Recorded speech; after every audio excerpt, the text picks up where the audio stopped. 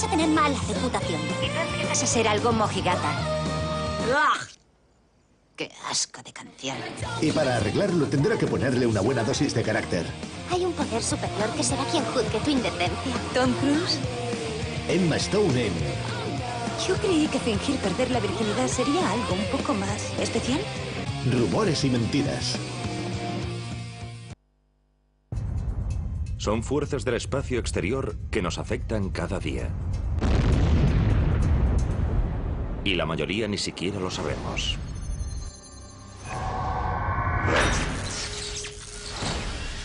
Del cáncer de piel a problemas con las comunicaciones, estos fenómenos cósmicos pueden hacernos daño. Pero también pueden deslumbrarnos con la belleza de una aurora y el brillo de una estrella fugaz. Prepárense para presenciar las maravillas y los peligros de los fenómenos cósmicos.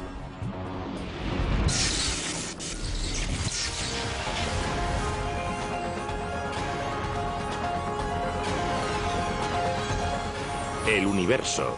Fenómenos cósmicos.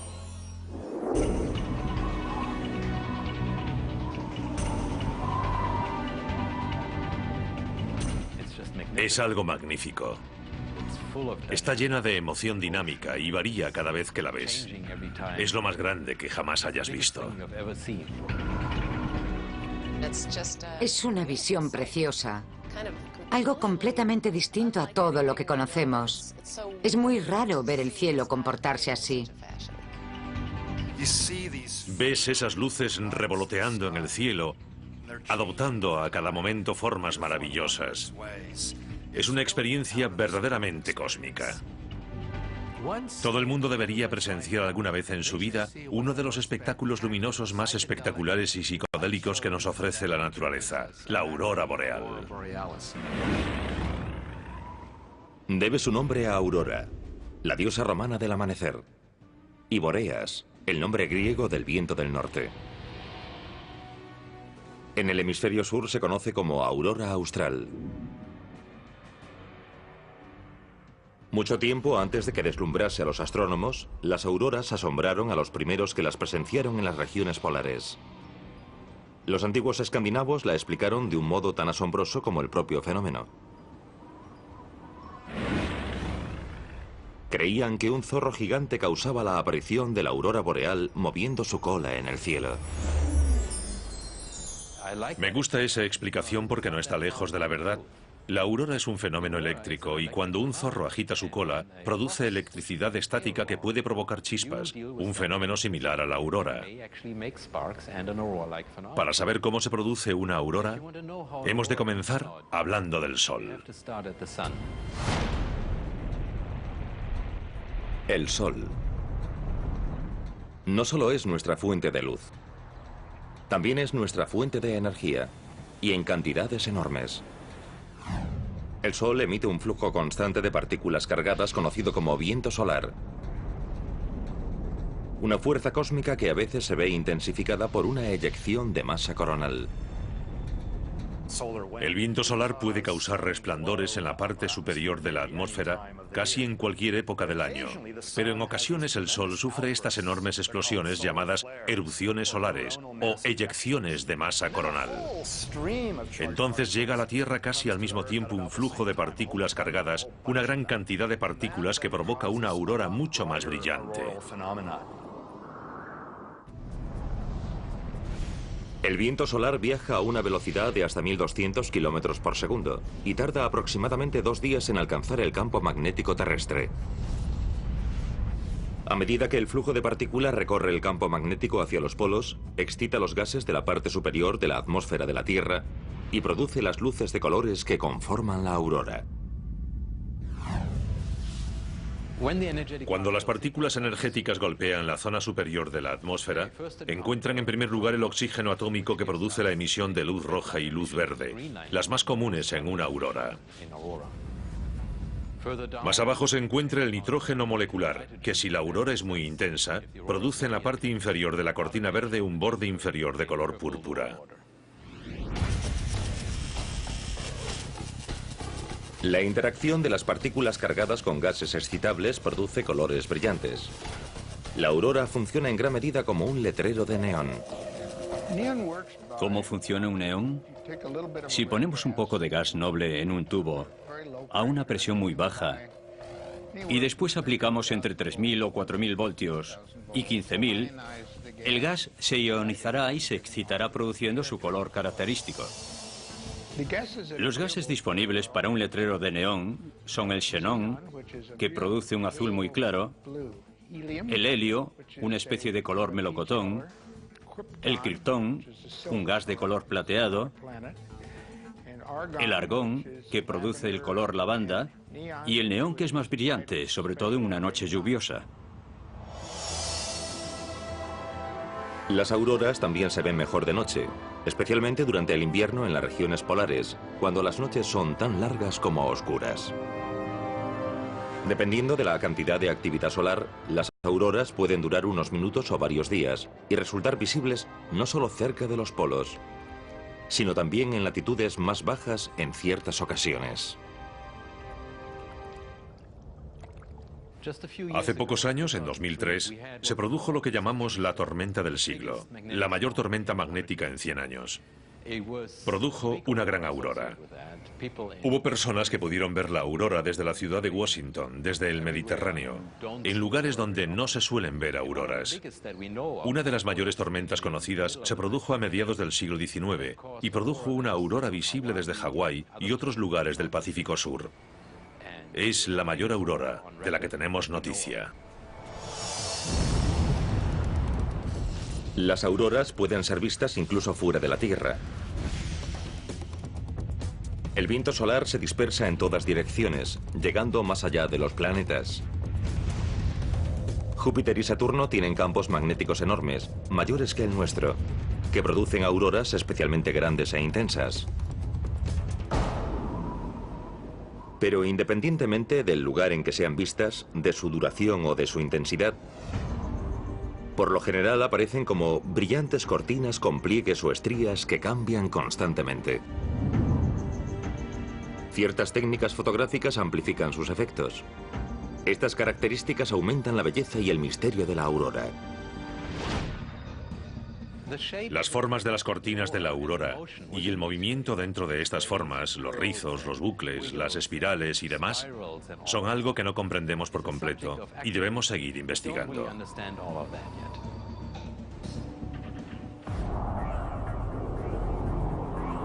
Para aumentar su misterio, hay quien dice que la aurora no solo se puede ver, sino también escuchar.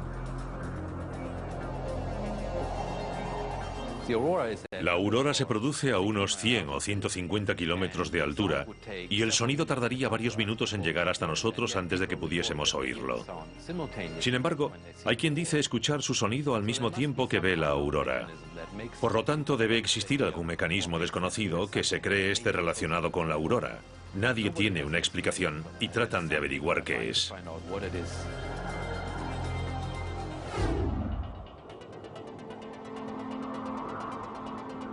Las auroras no suponen en sí mismas una amenaza para los seres humanos. Pero el aumento de la actividad solar asociada con ellas puede generar alrededor de 1 millón de megavatios de electricidad que causan otro tipo de problemas, como cortes en las redes eléctricas.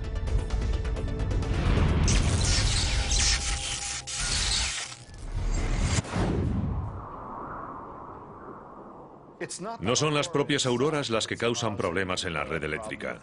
Son las partículas cargadas que llegan desde el Sol las que causan daños e interferencias en la red eléctrica. No es en absoluto lo mismo. Ese aumento de la actividad y el movimiento de las partículas cargadas eléctricamente que dan lugar a las auroras también interactúa con cualquier otra cosa que tenga asociado un campo magnético o eléctrico. Esas partículas cargadas alteran las redes eléctricas, los electrodomésticos, los satélites, la cobertura de la telefonía móvil. Cualquier cosa que necesite campos eléctricos y magnéticos para funcionar se verá afectado al mismo tiempo que se producen las auroras. El ruido estático en su aparato de radio, las interferencias en la pantalla de su televisor, una llamada imposible de realizar, o incluso un apagón como el que en 1989 afectó a la ciudad de Quebec, en Canadá, podrían ser contundentes recordatorios del humilde lugar que ocupa la Tierra en el sistema solar.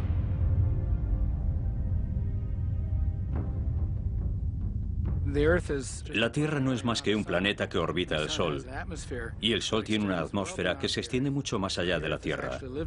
Por lo tanto, la Tierra está situada en la zona exterior de la atmósfera solar. Las variaciones en esta zona afectan a la Tierra y a los sistemas tecnológicos de los que dependemos. A pesar de no ser más que un efecto secundario de la interacción del Sol con la Tierra, las auroras pueden aportar información sobre el cosmos. La aurora es un buen indicador de cómo la parte superior de la atmósfera y el campo magnético de la Tierra interactúan con el viento solar. Podemos usar la aurora como un objeto de estudio que la naturaleza nos brinda para comprender mejor lo que sucede en el resto del universo. Las auroras son una de las medidas de la actividad solar. Podemos remontarnos históricamente hasta los siglos X, VIII o incluso antes, y podemos utilizarlas para medir la actividad solar. El ciclo de actividad solar dura 22 años. Cada 11 años aumenta su actividad y luego su polaridad se invierte y su actividad disminuye. Podemos comprobarlo retrocediendo en la historia. Aunque las auroras suelen resultar visibles solo en las regiones polares, existen otros fenómenos cósmicos deslumbrantes que pueden ser vistos en cualquier lugar. Son las estrellas fugaces. Cuando vemos estrellas fugaces parece que caigan a la Tierra, pero eso no puede ser.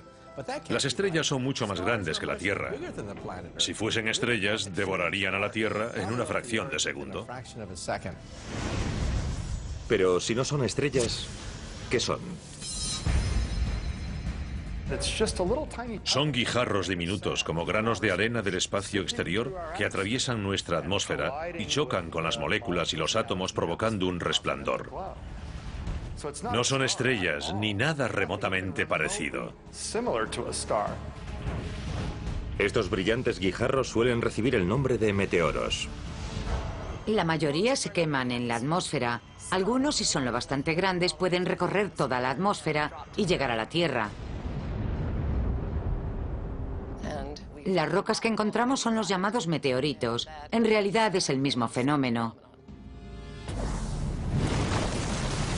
Los guijarros y las partículas de polvo que conforman los meteoros son restos de la formación de nuestro sistema solar. Escombros dispersos de anteriores generaciones de estrellas. Muchos de ellos proceden del cinturón de asteroides. Entre Marte y Júpiter hay una gran cantidad de rocas flotando, y en ocasiones chocan entre sí y se hacen pedazos. Estos pequeños fragmentos vuelan por el sistema solar y algunos de ellos penetran en la atmósfera de la Tierra. En ciertas épocas del año, cruza el cielo un gran número de meteoros. Son las llamadas lluvias de meteoros. Se producen cuando la Tierra pasa a través de un rastro de desechos, fragmentos de hielo y polvo dejados por un cometa durante su órbita alrededor del Sol. Cuando observamos una lluvia de meteoros, las estrellas fugaces parecen proceder de un único punto en el cielo, el radiante desde el que se dispersan. Pero en realidad esos pequeños fragmentos de hielo y rocas que componen los meteoros viajan en grupos siguiendo trayectorias prácticamente paralelas a través del espacio. No se dispersan desde un único punto. Lo parece por nuestra perspectiva, por el hecho de que los observamos desde una gran distancia, y parecen provenir del mismo punto de fuga. Lo mismo sucede cuando observamos este pasillo. Las paredes son paralelas entre sí. El techo es paralelo al suelo. Las líneas de intersección entre el suelo y la pared y el techo y la pared son paralelas entre sí. Pero todo parece converger al fondo del pasillo. Proceden de un punto de fuga debido a la perspectiva. Lo mismo sucede con los meteoritos.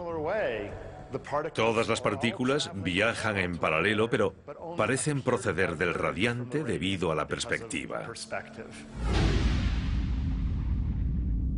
Las lluvias de meteoros llevan el nombre de las constelaciones de las que parecen proceder, aunque no tienen nada que ver con las estrellas de esas constelaciones. La lluvia de las Leónidas debe su nombre a la constelación de Leo, y son algunas de las más brillantes que se recuerdan. Según algunos testimonios, durante la lluvia de 1833 se avistaron hasta 200.000 meteoros cada hora. Algunos testigos pensaron que el fin del mundo había llegado. Pero en cierto modo no era más que el comienzo. En los últimos años se han descubierto nuevos fenómenos cósmicos aún más deslumbrantes que las lluvias de meteoros. Emiten brillantes colores a una velocidad asombrosa. Un parpadeo y habrán desaparecido, pero ahora podremos verlos.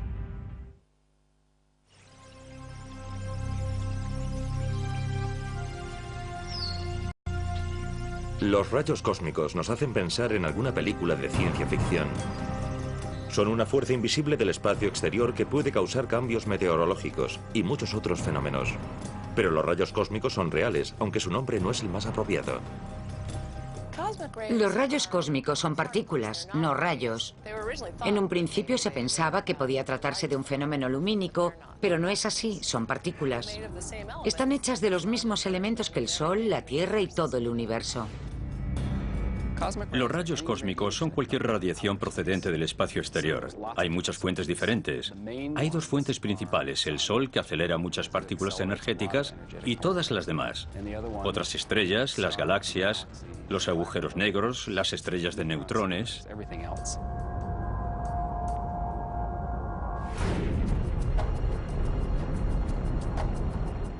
La mayoría de los rayos cósmicos no son superenergéticos según los estándares terrestres, pero podríamos comparar los de mayor energía a una pelota de tenis bien golpeada que nos diese en la cabeza, algo nada agradable.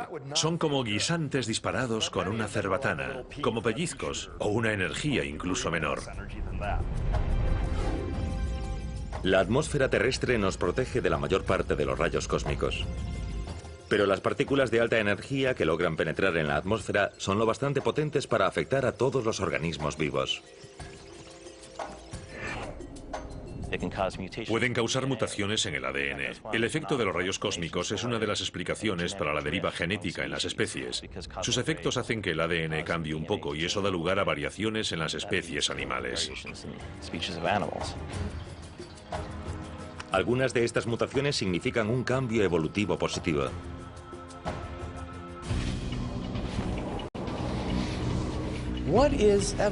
La evolución se basa en la idea de que nuestros genes pueden cambiar ligeramente de una generación a otra, haciendo que nos adaptemos a los cambios en el planeta Tierra. La radiación cósmica cae sobre nosotros incluso en estos momentos, y eso significa que nuestros genes están siendo modificados continuamente por los efectos de las partículas subatómicas. Así podemos adaptarnos a las condiciones cambiantes porque los rayos cósmicos nos dan nuevas oportunidades al modificar nuestra composición genética. Los rayos cósmicos también pueden causar mutaciones dañinas que pueden provocar el cáncer. La buena noticia es que a pesar de que miles de rayos cósmicos atraviesan nuestros cuerpos cada segundo, son tan pequeños que la probabilidad de que golpeen nuestro ADN, afecten a su núcleo y vuelvan a esa célula cancerosa es muy pequeña. Pero si nos encontrásemos en un entorno como el que afrontan los astronautas, con gran cantidad de radiación y muy poca protección, podríamos sufrir un cierto riesgo de resultar afectados por la radiación. Los pasajeros de vuelos transpolares también pueden sufrir el riesgo de una mayor exposición a la radiación cósmica. De hecho, algunos miembros de la tripulación de transatlánticos y vuelos transpolares llevan pequeños indicadores de radiación. Y a las mujeres embarazadas se les recomienda no volar como azafatas o pilotos en esos vuelos, ya que existe cierta preocupación. No se ha demostrado un verdadero efecto, pero son muy cuidadosos con respecto a los niveles de radiación. Los rayos cósmicos no solo afectan a todos los organismos vivos, también pueden influir en el clima. Según algunas teorías, los rayos cósmicos galácticos podrían tener que ver con el origen de las tormentas y los rayos, porque pueden trazar una ruta de ionización a través de la atmósfera que podría abrir el camino que el rayo necesita para originarse.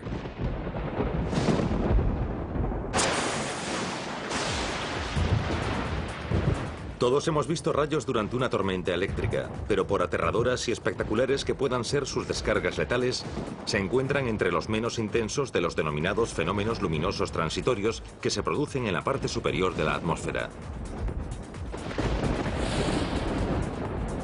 Hemos podido verificar su existencia gracias a los avances logrados en las cámaras de vídeo de alta velocidad. Unos de ellos son los denominados sprites. Estos destellos en forma de medusa aparecen a unos 70 kilómetros sobre la superficie de la Tierra y solo duran unos milisegundos. Los sprites son unas descargas eléctricas muy interesantes que pueden medir unos 90 o 100 kilómetros de altura en algunos casos, pero además pueden aparecer a solo unos 50 kilómetros sobre la superficie de la Tierra. Producen dos corrientes de electricidad que suben y bajan. En ocasiones adquieren un tono rojizo o anaranjado, causado por la excitación de las moléculas neutras de nitrógeno en la atmósfera.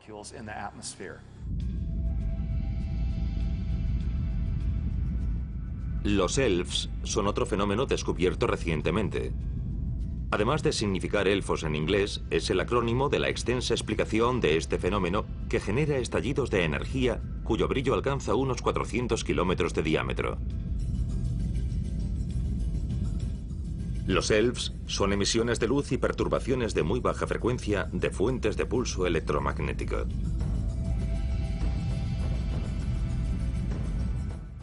Los elves son una especie de parientes de los sprites. La única diferencia entre ambos es que los elves duran menos tiempo. La única manera de ver un elf es disponer de una cámara muy sofisticada, y aún así, habría que captarlos por casualidad. Los elves no resultan visibles a simple vista porque son unos estallidos energéticos muy breves.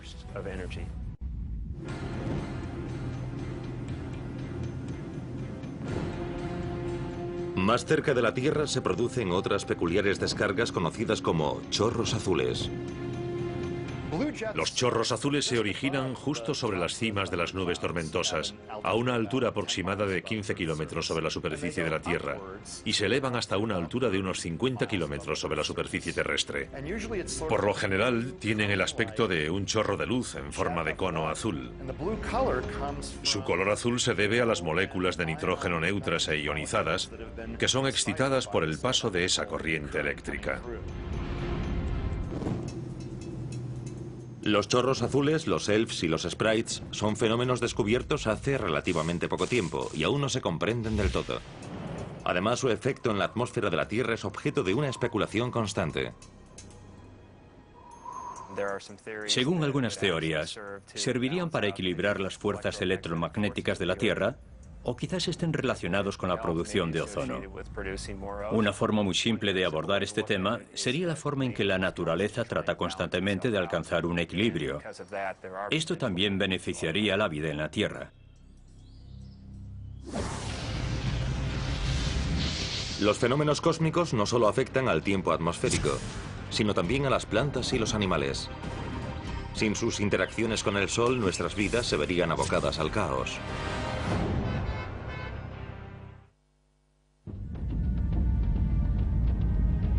El Sol actúa como la alarma de un reloj cósmico que regulase nuestras vidas. Medimos nuestros días según los amaneceres y las puestas de sol. Lo mismo sucede con las plantas. Tanto la flor más delicada como el árbol más alto dependen de que esta fuerza cósmica les indique qué deben hacer. Un gran ejemplo de ello es la floración. Hay plantas de día corto y plantas de día largo. Las de día largo pueden detectar una cantidad mayor de horas de sol. Eso sucede en primavera. Las plantas de día corto perciben la disminución de horas de sol cerca del invierno. Los crisantemos, por ejemplo, son plantas de día corto. Florecen en otoño. Las petunias y las caléndulas son plantas de día largo. Florecen cuando las horas de luz aumentan. Todo esto se debe a los mecanismos y los compuestos químicos que permiten a la planta detectar la presencia del sol. Decir a las plantas cuándo florecer es solo una de las formas en que el sol juega un papel crucial en sus vidas. Otra es el papel que juega en la puesta en marcha de un proceso llamado fotosíntesis. Sin esta interacción cósmica, las plantas morirían, y nosotros también.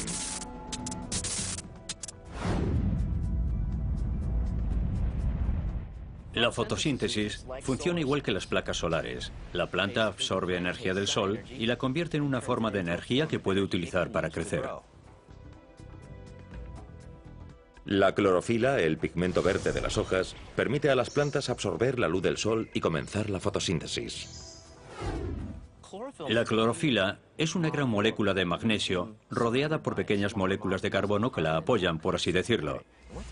Esta molécula recibe energía lumínica y la absorbe para que la planta la utilice.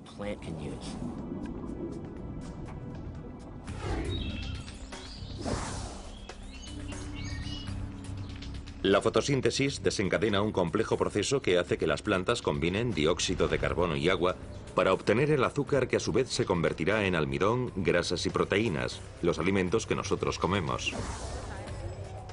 Al mismo tiempo, las plantas liberan el oxígeno que respiramos. Si dejasen de realizar la fotosíntesis, todos moriríamos. Ese sería el resultado final. Eso incluye a los animales. Al igual que nosotros, dependen del sol para obtener alimento, regular sus vidas y quizá orientarse por su mundo.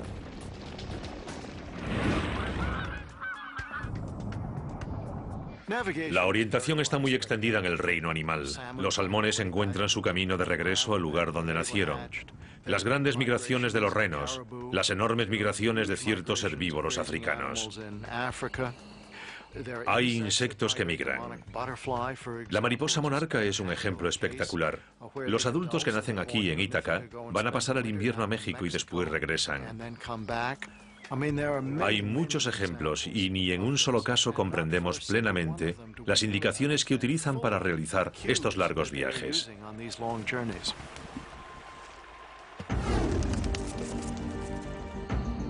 Algunos estudios ofrecen pistas sobre el misterio de la orientación de los animales. Muchas especies utilizan el sol para decidir la dirección a tomar.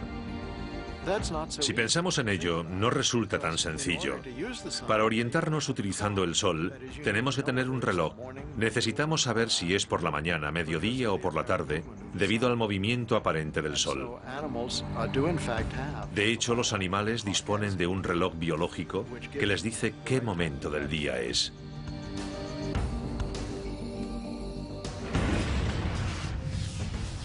Si el sol no resulta visible, algunos animales utilizan el campo magnético terrestre, una fuerza que se origina en las profundidades, en el núcleo fundido del planeta. No solo puede proporcionarles indicios sobre su dirección, sino también indicaciones sobre su posición. Cada lugar de la Tierra tiene una única firma magnética. Si un animal tiene la sensibilidad suficiente, puede utilizar el campo magnético terrestre para averiguar dónde se encuentra con relación a su hogar mediante las diferencias entre ambos campos magnéticos.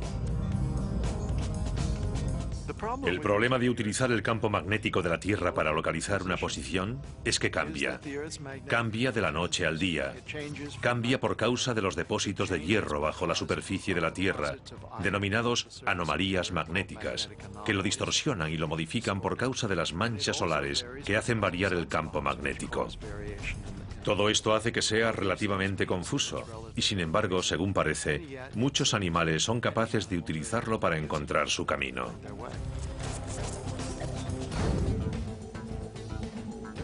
Una suelta de adiestramiento de palomas mensajeras nos demuestra cómo los animales pueden usar el sol y el campo magnético de la Tierra para encontrar su camino a casa. Las palomas mensajeras son domesticadas por esta capacidad de encontrar su camino a casa. Han sido criadas para ser las atletas del mundo de las palomas. Pueden volar largas distancias.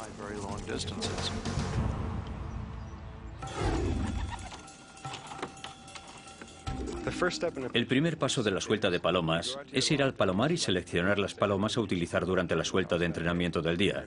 He de asegurarme de que todas las palomas estén en buena condición física, que sus plumas estén en perfecto estado y parezcan querer volar.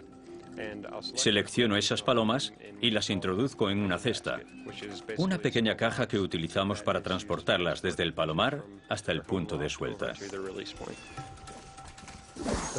El siguiente paso es la suelta de las palomas. Lo hacemos en un campo sin árboles alrededor y que sea una zona abierta.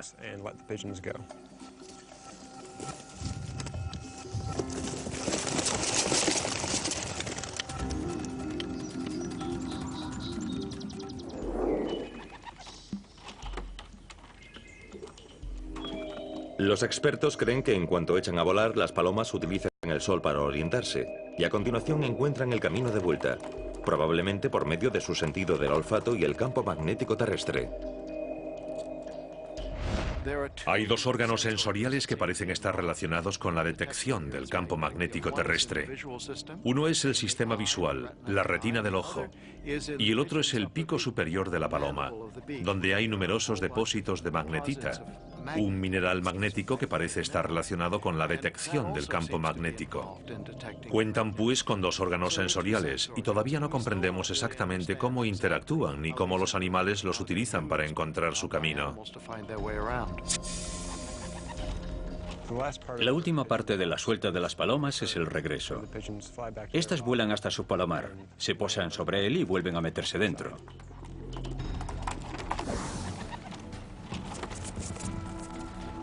Una sencilla suelta de palomas puede demostrar, pero no explicar por completo, cómo los animales utilizan el cosmos para orientarse, un misterio que quizá nunca logremos resolver totalmente.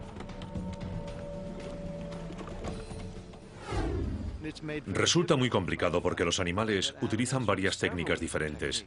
Y cuando utilizamos el clásico método de complicarles las cosas, como impedir que vean el sol, pasan a utilizar el campo magnético de la Tierra. Disponen de varias herramientas en su arsenal, lo mismo que hacemos nosotros para encontrar nuestro camino, y eso hace que sea muy complicado averiguar exactamente lo que está sucediendo mediante estos experimentos. Al igual que sucede con el campo magnético, hay otro fenómeno cósmico que afecta a la vida en la Tierra de un modo misterioso. Se oculta a plena luz del día, pero no hay forma de ocultarse de él. Si uno lo ignora, puede quemarse o algo peor.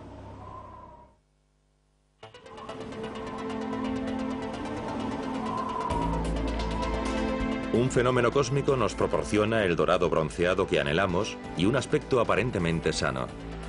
Pero sus consecuencias pueden ir más allá de la piel. El bronceado es el efecto más común de un efecto solar potencialmente letal: los rayos ultravioleta. El ultravioleta es una parte del espectro no visible, pero existe en gran cantidad porque el sol lo emite en todo momento. Al igual que hay colores en el espectro visible, también hay ultravioleta según su longitud de onda, y los hemos dividido en tres bandas: ultravioleta A, B y C. La capa de ozono bloquea el ultravioleta C. Una cantidad un poco mayor de ultravioleta B logra pasar, y el ultravioleta A logra pasar en su mayor parte porque es el más cercano a la luz visible. Los ultravioleta A son los responsables del envejecimiento y el cáncer de piel. Hacen aparecer pecas y manchas. Y los ultravioleta B son los que causan quemaduras solares.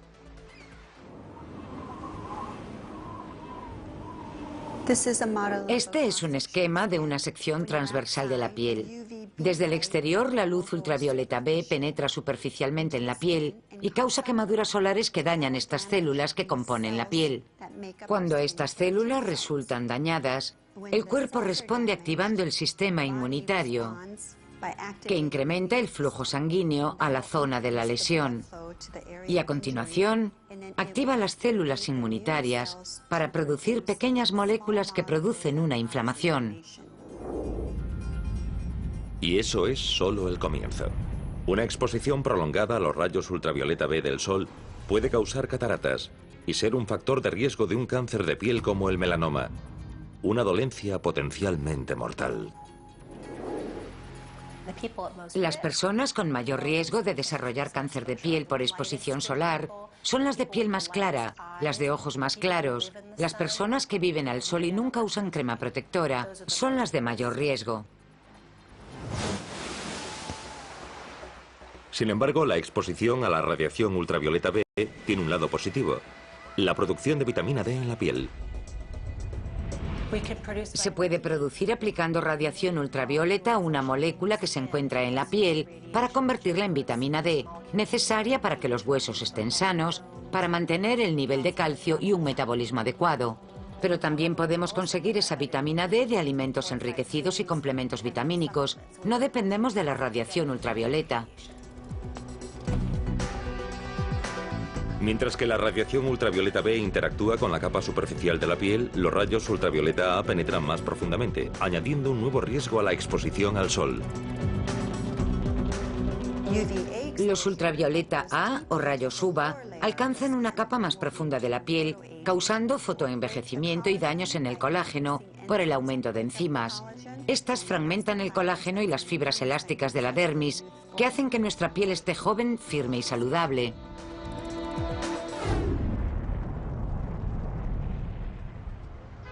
Las cabinas de bronceado intentan recrear los rayos del sol artificialmente, pero la exposición a este sol artificial en una cabina es peor que broncearse bajo el verdadero sol que se encuentra a 150 millones de kilómetros de distancia.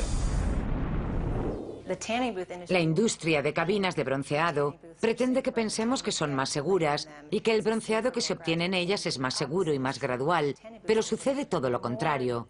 Las cabinas de bronceado son incluso más perjudiciales para la piel, porque más del 90% de la luz que emiten son rayos ultravioleta A.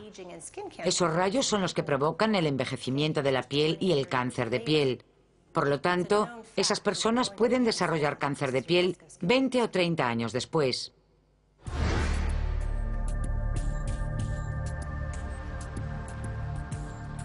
Mucha gente piensa también que las cremas de protección solar normales las protegen del cáncer de piel y el envejecimiento prematuro. No es cierto. Ni siquiera las cremas con un factor de protección solar elevado previenen estos efectos nocivos del sol. El factor de protección solar mide cuánto tiempo se puede estar bajo el sol sin quemarse.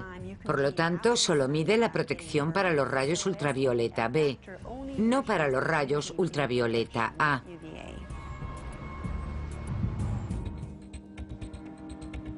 Las cremas de protección solar más eficaces ofrecen protección contra la radiación ultravioleta B y la A. Pero incluso con aplicaciones frecuentes, estas cremas solares no son una garantía contra el riesgo de cáncer de piel, que puede aumentar debido a la disminución de la capa de ozono. El ozono forma una especie de manta sobre nosotros que absorbe una gran cantidad de radiación. Cuando este ozono desaparece, recibimos más radiación de gran energía, los rayos ultravioleta B, y eso es lo que causa daños a nuestra piel. Hace 2000 millones de años, antes de que la Tierra tuviese una atmósfera rica en oxígeno, carecía de una capa de ozono y no existía vida en su superficie. Solo podía existir en el océano, donde el agua la protegía de la radiación ultravioleta.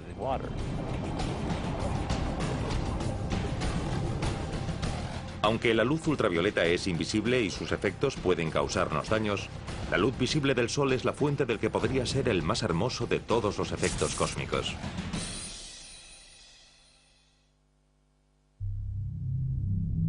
El Sol desempeña un papel crucial en el origen de uno de los fenómenos lumínicos más espectaculares: el arco iris. El arco iris se forma cuando la luz solar, que nosotros denominamos luz blanca, pasa a través de las gotas esféricas que suelen componer la lluvia. La luz se dispersa o se propaga, formando un arco iris de colores, porque la luz se curva al pasar a través de la gota en función de su color o longitud de onda. El rojo es uno de los extremos. Su longitud de onda es larga. El azul es otro extremo. Su longitud de onda es corta.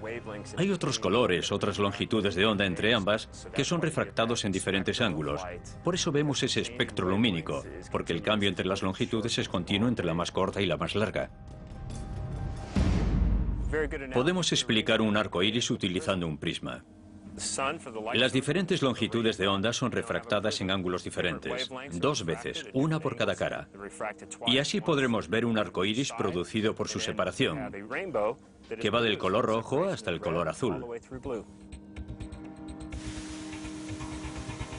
Las diferentes longitudes de onda de la luz refractada o curvada en ángulos diferentes explican por qué los colores del arco iris aparecen en el orden en que lo hacen y en forma de arco.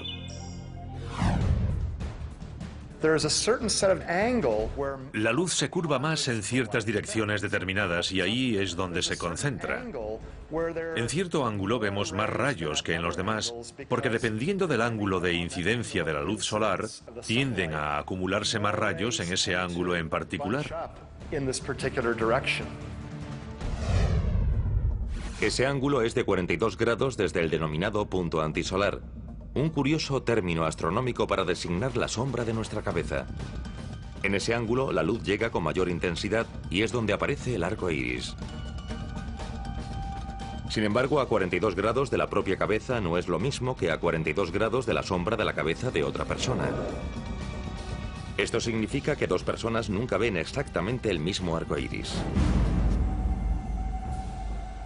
En ocasiones, si se tiene bastante suerte o uno se sitúa en el ángulo apropiado, podrá ver un arco iris secundario.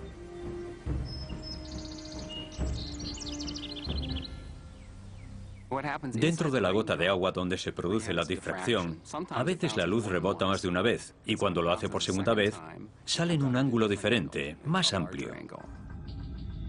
51 grados para ser exactos. Gran parte de la luz se ha dispersado tras el primer rebote y otra sale en el segundo. El arco iris secundario se produce en orden inverso. El color rojo que está en un extremo en un arco iris estará en el extremo opuesto en el otro.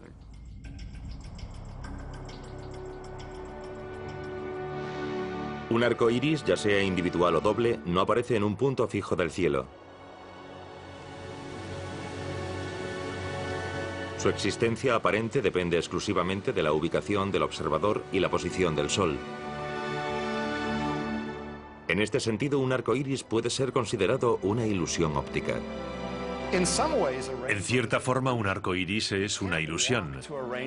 No se puede ir hasta un arco iris y tocarlo o levantarlo.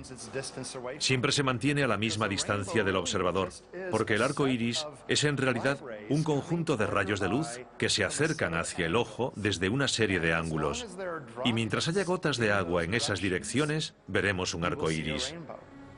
Pero si uno se acerca a esas gotas, habrá cambiado el ángulo y el arco iris desaparecerá. En ese sentido, un arco iris sí es una ilusión.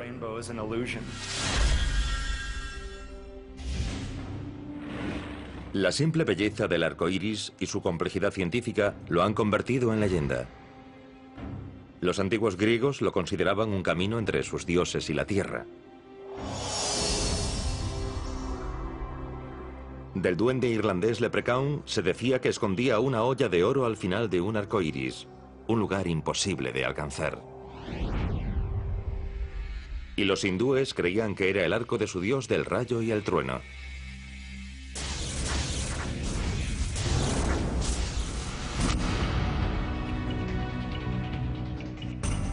La belleza de un arco iris, la complejidad de la fotosíntesis, el efecto de los rayos ultravioleta, la emoción producida por una aurora. Todos estos fenómenos cósmicos nos hablan de nuestra relación con el universo.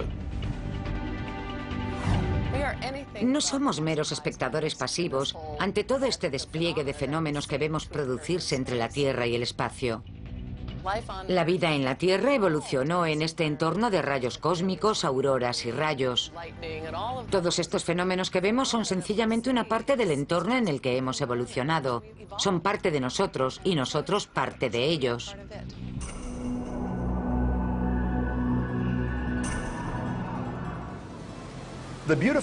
Los hermosos fenómenos atmosféricos que vemos, el arco iris, las auroras y los meteoros que pasan volando, además de los efectos potencialmente dañinos como la radiación ultravioleta del Sol, nos demuestran que la Tierra no es una simple esfera aislada del resto del universo, no.